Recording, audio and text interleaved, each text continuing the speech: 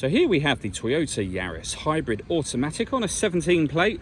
I'm going to start off by showing you around the outside of the car, and then we'll hop in and run through some controls on the inside. But from the outside, you can see it's a 5-door car with alloy wheels and tinted windows around the rear part of the car. Let's start off inside the boot and then work our way around the rest of it from there. So as we approach the boot, you can see we have reversing sensors. This car's also got a reversing camera. Plenty of boot space as well, along with that 60/40 split folding rear seat, should you wish to increase that space even further. Okay, so we're just going to work our way back round to the front of the car, and then we'll hop in and run through some controls on the inside. But now that we've done a full circle of it, you can see it's in excellent condition the whole way round. Just briefly before we climb in, I think it's well worth seeing the interior from this exterior point of view. There's plenty to run through on the dashboard, so let's hop in and we'll do that right now. Okay, now that we're inside the car, we're going to start with the dials. On the right-hand side, we have the speedometer and fuel gauge. On the left-hand side, we have the gauge that will show you whether the electric motors are charging, whether we're in eco mode or using the power band for the car. The ready symbol simply highlights that this car is running.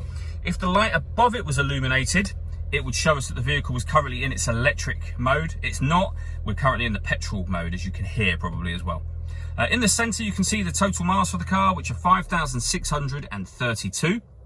And there you go, it's just clicked into electric mode now, and as you can hear, it's silent. Above that, we have a digital readout for the speedometer. You can change the information that's displayed there by using buttons on the right-hand side of the steering wheel for various different bits of trip computer and car information back round to the beginning again, and those buttons are just here. We can also change the trip computer information on here. We have cruise control beneath that, and then on the left-hand side we have stereo controls. Over in the center is the touchscreen where you will find the stereo itself. In terms of ways to listen to music in this car, you have plenty. So AM, FM and DAB radio, Bluetooth audio, iPod and USB input as well. If we put the car into reverse, you'll see the full color reversing camera. We have guidelines showing you what direction the car is headed in relation to the image that you see being shown on the screen. So it does makes the car very, very easy to park as well. And in terms of pairing your phone, just hit that button. Normally you would hit yes, we're going to hit no. Working our way down, we have dual zone climate control. So you can adjust the passenger and driver temperatures, the fan speed up and down. You can determine where within the car you'd like the air to be distributed. Any one of those settings, you can just leave it on that, of course. Once you're happy with those settings, this button turns the air conditioning off in this case, so the light is off or on, and you can see it's on because of the light just there. Alternatively, you can hit auto. The car will now take control of the fan speed and the direction of the air to maintain those temperatures.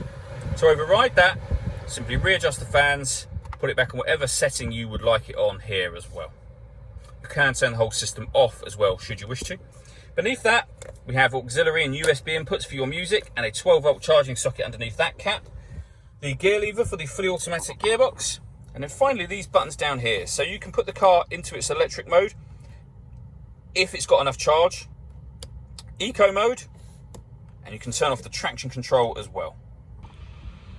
All that leaves me to say is thank you for taking the time to watch this video. If you'd like to come and see the car in person and have a test drive, please feel free to call any of our MJA sites. We'd love to hear from you soon.